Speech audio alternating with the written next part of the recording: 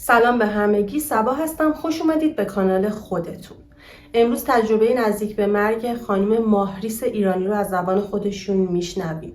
ایشون لطف کردن و ویدیویی رو برای کانال ما ارسال کردن. خانم ایرانی همونطور که گفتم تجربه گر مرگ تقریبی هستن و نویسنده چندین کتاب ماورایی و متافیزیکی. کتاب‌هایی مثل عرفان با طعم کوانتوم، از باورها تا ماورا، از جن تا ژن، ورود به جهانهای موازی و چندین کتاب دیگه. تجربه نزدیک به مرگ عالی و متفاوت خانم ایرانی رو با بیان زیبای خودشون میشنویم.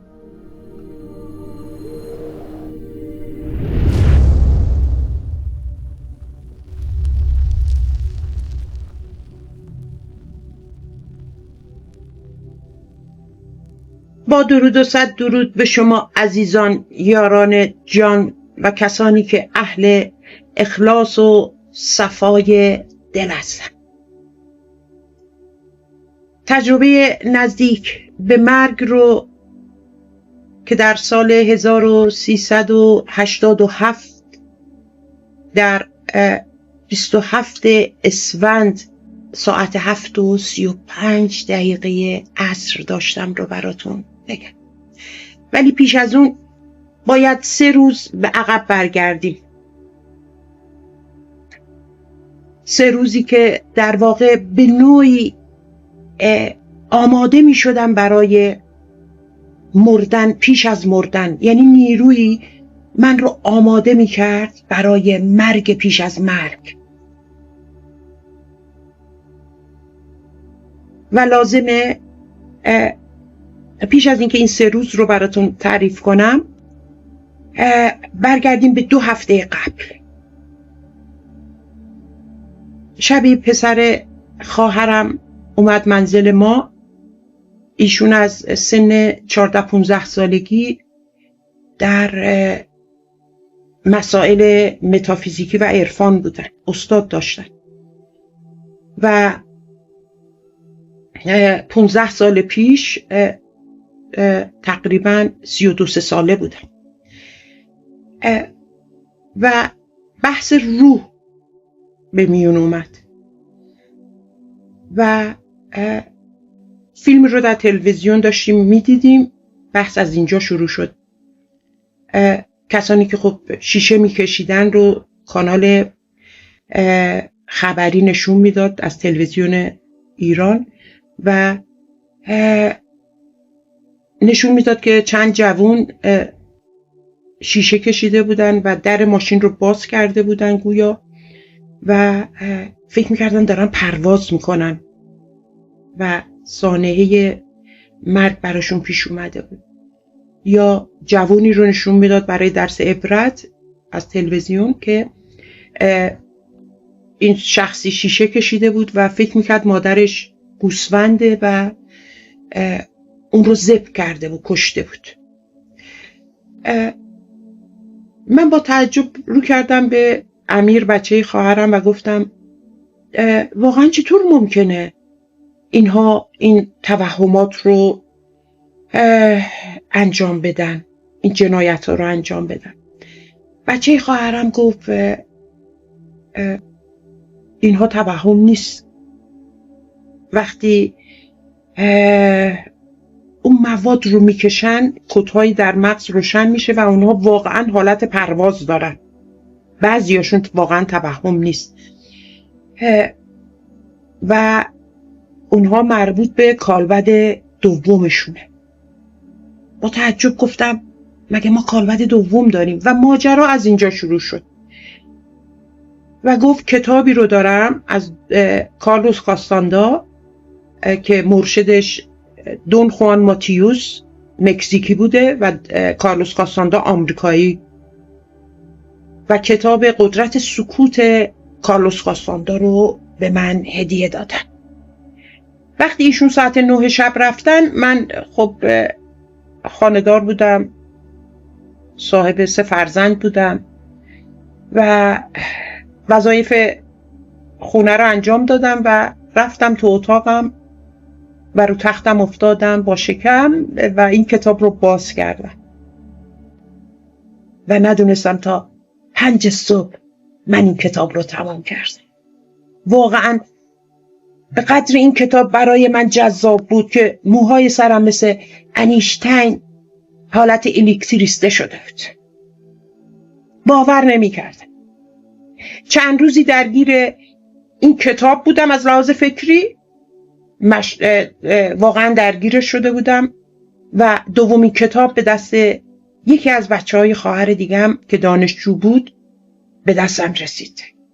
کتاب دنیای صوفی اثر آقای هاستین گوردر که یک کتاب تقریبا در حدود 400 صفحه‌ای و از اول فلاسفه، از افلاطون و پیش از اون و طی مسیر جذاب و با قلم فرسایی که در این کتاب شده بود، اون روح تشنه من رو وادار به خیلی چیزها کرد، کنجکاوی کرد و من 2-3 روزه این کتاب رو تمام کردم. حالا از اون حالت گیجی و هیجان و تحیر کتاب دون خوان یا کارلوس کاستاندا در نیامده بودم که این کتاب دوم به نوعی ضربه به من زد، یه تلنگری به من زد. چون در انتهای کتاب حالا از دکارت، اسپینوزا و از تمامی فیلسوفان نامی ایشون قطعات خیلی زیبایی رو انتخاب کرده بودن و در این کتابشون جا داده بودن به شکل خیلی زیبا. و در آخر، در انتهای این کتاب ایشون نوشته بودن که بعد از مرگ اتم‌های روحی از هم پاشیده میشه، پراکنده میشه و دیگر هیچ. این ضربه نهایی رو به من زد. چون من خب در شریعت بودم و اعمال دینیمون رو تا اونجایی که میتونستم، نمیگم کامل ولی انجام میدادم. به موقع روزه میگرفتم، نمازم و حالا نمیگم همیشه ولی نمازم رو میخوندم و به دینم خیلی پایبند بوده و هستم. و این کتاب ضربه نهایی رو به من زد و من طوری که شک کردم، به همه چیز شک کردم و نمیدونستم که این شک سکوی پرتابی میشه برای در واقع اوج گرفتن.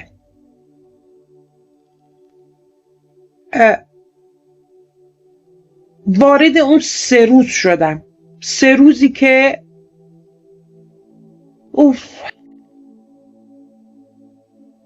من رو بیش از حد بیتاب کرده بود، تشنه کرده بود برای دانستن حقیقت، طوری که حاضر بودم جانم رو برای حقیقت بدم. خیلی صادقانه و معصومانه بگم، به همه چیز شک کردم، به حضرت محمد، به خدا، به عیسی مسیح، به تمامی پیامبران و شروع کردم به گریه کردن. 3 روز تمام اشکهای من بند نمی آمد. نمیدونم این همه اشک و زاری و بیتابی برای چه بود و از کجا می آمد. دست خودم نبود. احساس می کردم مورد توهین قرار گرفتم، احساس می کردم به ما دروغ گفتن، احساس می کردم بعد از مرگ هیچی وجود نداره و نمیدونستم که جانان، اون نیروی حاکم بر هستی برای من خواب دیگه ای دیده. 3 روز تمام اشک میریختم. همسرم میآمد میگفت چته؟ اون رو از خودم میروندم، میگفتم خواهش میکنم منو راحت بذار. تقریبا بچه‌هام خب 16-17 ساله بودن و نگران مادرشون بودن. میآمدن گفتم مامان چی شده؟ چرا گریه میکنی؟ گفتم مادر برید کنار، خواهش میکنم منو تنها بذارید. تو اتاق خودم زجه میزدم، زمینا رو میکندم، واقعا زمینا رو میکندم و میخواستم از این پوستین، از این تن بیرون بیام، از این خواب خرگوشی، خواب خرسی در واقع. و درست شب چهارشنبه سوری تهران غرق در نور و ترقه و حالا آتشبازی و این حرفا بود. طوری جانان ترتیبش رو داد که منزل من که همیشه شلوغ بود خلوت بشه. بچه ها به هوای آتشبازی و اجرا کردن مراسم چهارشنبه سوری با دوستانشون بیرون رفتن، همسرم هم رفت بیرون و من تنها در اون خانه، در اون محراب موندم. و سومین کتاب رو که روز قبلش خواهرم ناهید اون رو به من داده بود، دفتر مثنوی اول حضرت مولانا بود.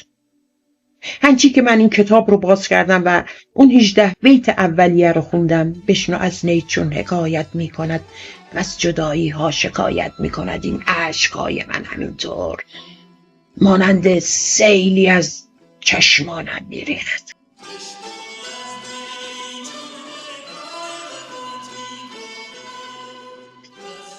و وقتی در اون پاورقی در مقدمه برخورد شمس و مولانا رو خوندم، تفسیر آقای کریم زمانی بود، وقتی خوندم و نام شمس اومد مانند طوطی بازرگان در این قفس جسم لرزیدم و به پشت افتادم. و وقتی در این قفس باز شد پر زدم و رفتم. احساس خفگی داشتم، احساس میکردم دارم سکته میکنم، یه چیزی در گلوم مانند چجور بگم سیبی در گلو مانده، استخونی در گلو مانده و نمیتونی نفس بکشی.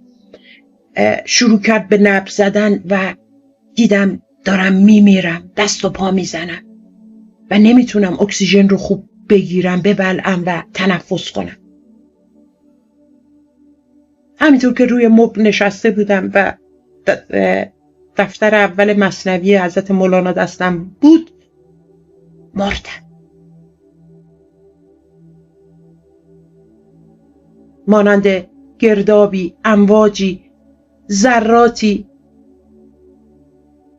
مانند پیکانهایی، این امواج، این گرداب، این ذرات، نمیدونم اسمش رو چی بذارم، حبابهای نوری به وجودم مسلسلوار حمله کردن و از هم پاشیدم. دیدم که تن مادیم پودر شد.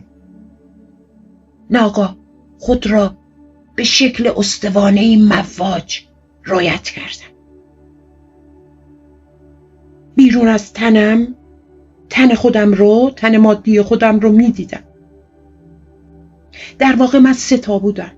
یکی که در مبل افتاده بود به حال مرده، یه تنی که واسطاده بود روبروی این جسمی که مرده روی یا به خواب رفته در مبل، و یه جسم دیگه درست شبیه خودم. این 3 هر 3 شبیه هم بودن با فاصله 1 متر و 20 سانت. این 2 تن مادی من رو نگاه میکرد، یعنی این 2 تا تن رو. نمیدونم که در قالب و تن اسیری قرار گرفتم و دارم تن مادی خودم رو، تن فیزیکی، تن کربنی و تن خاکی خودم رو دارم میبینم. ناگاه خود را به شکل استوانه‌ای مواج رویت کردم، به رنگ خاکستری براق که تهش به سفیدی میزد دیدم. این استوانه مدور تو خالی بود و میچرخید و میگردید. من دیگر نه تنها جسم مادی بلکه جسم اسیری هم نبودم یا اختری و به هیچ چیز شباهت نداشتم. تنها یک استوانه فربه و عظیم بودم که مدام گاهی با سرعت تند و گاهی با سرعت کند میچرخید. همه جا تاریک بود. ظلمت با شکوه همه جا را فرا گرفته بود. میدانستم زمان صفر شده، زمان متوقف شده و من در جسم دیگرم هستم. جسمی که از همه چیز خبر داشت، محدود نبود، پرواز را بلد بود، از میان دیوارها می توانست بگذرد. نگاهی به دیوار اتاقم کردم. به شکل اسفنجی مایع نرم بود، به شکل و حالت پلاسما بود. انگشتم را ناخودآگاه درون دیوار کردم. انگشتم از دیوار رد شد. صدا و آوای موسیقیایی زیبایی رو هم در عین حال میشنیدم. گویی این آواز از عمق وجودم پخش میشد، مانند قویی که جفت خیش را میخواند غرش و ناله میکرد. هیچ چیز نبود، جای امنی نبود که به اون پناه ببرم. ترسیدم. هیچ کس، هیچ موجودی در اطراف من نبود. از تنهایی خیش دلم گرفت. من تک و یگانه بودم. همون موقع که ترسیدم و صدای خیلی بم و پر ابهتی رو شنیدم. 3 بار گفت وقتی من هستم از هیچ چیز نترس. وقتی این جمله رو 3 بار تکرار کرد من دیگه نترسیدم. بعد احساس کردم در یک مربع قرار گرفتم و 4 نیرو گوشه های این مربع هستن. نیروها رو نمی دیدم ولی می دونستم فوق‌العاده پرقدرت هستن. حسشون می کردم. می دونستم چند هزار یا چند میلیون کرم زیر زمینه. وقتی دیگه نترسیدم، وقتی اون صدا رو شنیدم، می دونستم چند پرنده در آسمانه. ته کهکشان رو می دیدم همزمان. گویی در همه جا بودم. نواخترها، ستارگانی که هر لحظه در حال انفجار بودن رو می دیدم. ته گیتی رو می دیدم. گویی به همه چیز در آن واحد آگاه بودم. می دونستم ساعت چنده. می دونستم مرگ چیه، تولد چیه. حالت جنینی خودم رو به یاد آوردم. زمان دایناسورها و اینها مثل فیلم تندی که خیلی تند باشه با سرعت نور از من میگذشتن یا من از اونا میگذشتم نمیدونم. ولی اینها رو میدیدم و از هم تفکیک میکردم، یعنی جدا میکردم. اون 4 نیرو گویی من رو در تختی، تخت سلیمان بگم، فرش چی میگن، جادویی بگم، سفینه بگم، چه سفینه نبود، یه چیز مسطح بود که من رو که بی شکل بودم روی اون سوار کردن و با سرعت نور ریش بردن. خیلی چیزا به من نشون داد، مانند فریم های فیلم، تیکه به تیکه بود. از آغاز خلقت، پیش از آغاز خلقت، بیگ بنگ، عصر ژوراسیک، نمیدونم دنیای مردگان، جهانهای پس از مرگ، کالبدهای دیگه، همه اینها رو به من نشون دادن.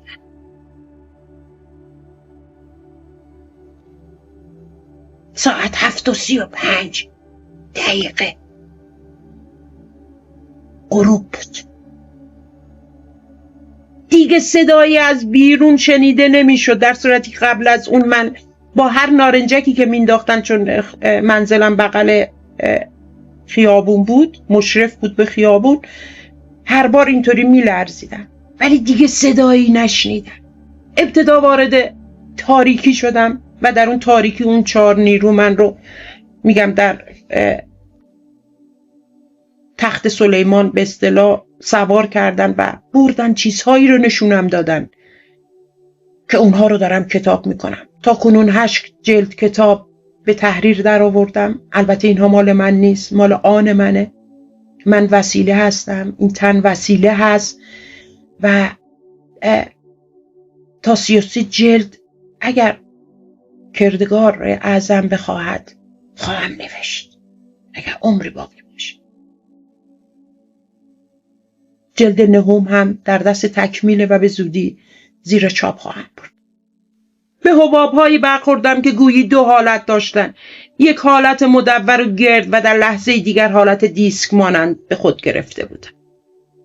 ناگهان دیدم همه این حباب‌های زیبا از یک ابر حباب، از ابر استوانه‌ای چرخان که از مدخل آن حباب‌ها مانند ذرات درخشنده به شکل آبشاری از جنس الکترومغناطیس به بیرون می‌ریزند. آگاهیم کامل بود، زیرا می‌دانستم هر حباب یک جهان و یک گیتی محسوب می‌شود. اونجا فهمیدم که ما یک گیتی نداریم، چندین گیتی و شاید بی نهایت گیتی وجود داره. گویی من هم مانند غولی پیکری حبابی شکل بودم و هر کدام از این حباب ها مانند یک اتم در داخل پیکر استوانه مانند من بودن و من مانند چرخی تمام آن ذرات یا حباب های درخشان مغناطیسی رو با کمی تفاوت که همه به شکل من بودن رویت می‌کردم. جایی بنده رو بردن که کالبدهای بیشماری به شکل من یا منهایی که در همه اعصار و زمانها وجود داشتن. به همه چیز در آن واحد مسلط و آگاه بودم و همه کالبدهایم را همزمان رهبری می‌کردم. دیدم که در یک دنیا کور بودم، در حباب، و دنیای دیگر یک تاجر موفق بودم، جای دیگر یک تروریست، در جای دیگر یک مخترع، در جای دیگر یک زندانی، در جای دیگر یک روحانی، در جای دیگر یک دکتر، در جای دیگر یک کارتون خواب. گویی این فیلم خیلی تند به عقب و جلو میرفت و تمدن‌های بسیاری را به رخ آگاهی من می‌کشاند. ولی عجیب این بود در همه این دنیاها زن و مؤنث بودن. بنده خود را هیچگاه به شکل مرد یا مذکر ندیدم. در حباب‌های دیگر به شکل موجودات بالدار حیات و پیکر داشتم و در حباب‌های دیگر به شکل نیمه خزندگان، نیمه بشر و در قالب‌های گوناگون و کالبدهای عجیب و غریب بودم. در حباب یا جهانی دیگر نه تنها کالبد مادی نداشتم، بلکه اصلا پیکری نداشتم. مانند تکه ابری تنها حیات و وجود داشتم. در این حباب‌ها نمیدانم میتوان نام کالبد بر آن گذاشت یا نه.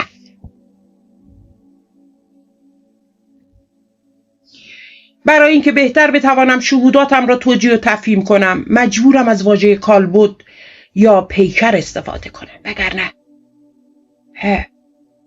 این کالبدهای جوشان به شکل اشکال‌های هندسی مختلف در حباب‌ها یا دنیاهای مختلف وجود داشت. وقتی این 4 نیرو منو بردن جایی که از ازل تا ابد رو به اصطلاح نشونم دادن، در جایی قرار گرفتم، در نمیتونم بگم مکان چون مکان نبود، نمیتونم بگم دامن چون دامن نبود، نمیتونم بگم مادر چون مادر نبود. خیلی خیلی بالاتر و عظیمتر از اینها بود. مانند نوزادی که گرسنه است و به سینه مادرش چسبیده، به جایی چسبیدم، یک ذره بودم. به منطقه‌ای رسیدم، به بعدی ابعادی رسیدم که بی نهایت احساس عشق و محبت میکردم نسبت به اون، و که محبت مادری پیشش هیچه، 1000 برابر از محبت مادری و آغوش مادری بالاتر. نمیدونم چه جوری بگم. و چسبیده بودم به اون دامن، به اون منطقه امن و احساس بی نهایت عشق و سرخوشی و امنیت میکرد که یکو صدایی اومد و گفت فرمان بازگشت. فهمیدم که میخوان منو برگردونن به جسم. زجه میزدم مانند بچه ها، گریه میکردم و میگفتم منو خواهش میکنم برنگرد، بذارید همینجا باشم. التماس میکردم، نه با واژه نه با گلو، تماما این اثبات شده بودم. ولی فرمان بازگشت صادر شد. همانطور که به جلو پیش رفته بودم گویی این فیلم به عقب کشیده شد و من هم به عقب کشیده شدم و همان چیزهایی رو که طی کرده بودم منتها با یک عمل معکوس به عقب برگشتم و در جسمم، در مبل که نشسته بودم بیدار شدم یا زنده شدم. فوری به ساعت نگاه کردم. ساعت 7:35 بود. در واقع زمان متوقف شده بود. بعدها فهمیدم که من در معرض لا زمانی و لا مکانی قرار گرفته بودم و خیلی چیزهایی رو دیدم که واقعا هیچ زبانی براش تا الان پیدا نکردم که اونها رو شرح بدم، حتی در کتابام بعضی چیزها رو.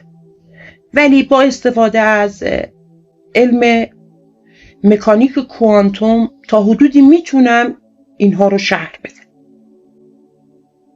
نمیدونم چجوری میتونم. گویی از علم کوانتوم سر در میارم و زبان دوم منه. و این به خاطر همان مردن پیش از مردن.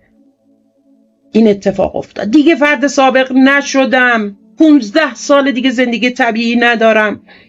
خان و مان و همسر و بعد فرزندانم را همه رو به امان خدا گذاشتم و در خلوت رفتم. 9 سال در خلوت بودم. سالی 2 بار از خلوت بیرون می آمدم و وقتی وارد خیابان ها می شدم در ماشین در کنار همسرم قرار می گرفتم. واقعا فکر می کردم از سیاره دیگه، از کهکشان دیگه، از ابعاد دیگه وارد این جهان شدم. برام همه چیز عجیب و هیجان انگیز بود و مانند بچه ها در ماشین کنار همسرم ذوق می کردم. پلیس، چراغ قرمز، پل ها، مردم، فروشگاه ها برام عجیب و غریب بود. سالی 2 بار، یکی روز مادر و یکی یک روز در سال به خاطر عید نوروز، 1 روب میرفتم و ادای احترام میکردم، دست پدر مادرم رو میبوسیدم، کادوم رو میدادم، تبریک میگفتم و میآمدم دوباره در خلوت. این 9 سال برای من 9 ثانیه بود، 1 ثانیه بود. و بعد از 9 سال استادی که داشتم گفت اینها رو که دیدی کتاب کن. 9 سال طول کشید گیج کنم، هضم کنم، بجوام، بخورم، ببینم چه اتفاقی در اون 1 لحظه برای من افتاد که اینطور من رو دچار تغییر و دگرگونی کرد. و خداوند بزرگ رو شاکرم که این اتفاق افتاد در این نسخه و در این کال بوده. و در ایران امورات خونه و زندگی بدون من هم عالی چرخید. با خدا باش پادشاهی کن، بی خدا باش هر چه خواهی کن. اون نیرو خودش همه کارا رو رله میکرد، ترتیبش رو میداد و دیگه احتیاجی به من نبود. در این حالی که میونه مردم بودم، میونه خانوادم بودم، ولی در اتاق خودم، در محراب خودم بودم و گاهگداری 3 روز هیچ چیزی نمیخوردم، چون بعدها فهمیدم که انرژی اسیری یا کیهانی رو میگیرم و احتیاجی به دانه و خورد و خوراک زمینی ندارم. در اون 9 سال خلوتم خیلی چیزها دیدم. پورتال ایجاد کردم، برون فکنی، پرواز رو، طی الارض، طی الفضا و خیلی مسائل دیگه اسرارش برام گشوده شد. و اینها رو دارم کتاب میکنم و در کتابام نوشتم تا حدودی.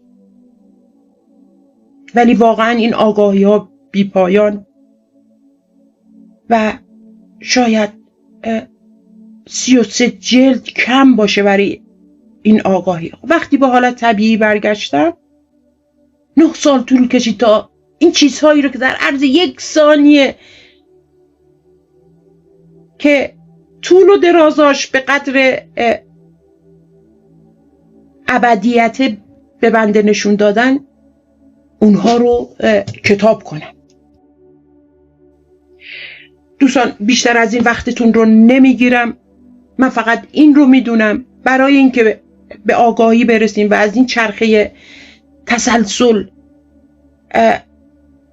خلاص بشیم باید بمیریم پیش از آن که بمیریم، نه اینکه در مرگ اجباری قرار بگیریم و بمیریم که خانه‌ها بعد از 100 سال همه ما رو در بر میگیره، آن وقتی که دستمون از این دنیا کوتاست و فایده هم نداره. امیدوارم بتونم ویدیوهای دیگه ای رو براتون ضبط کنم و بگم. براتون آرزوی موفقیت میکنم و دعا میکنم بمیرید پیش از آن که بمیرید، تا آن وقت دیگر نمیرید. با تشکر. بودا و بیدار باشید.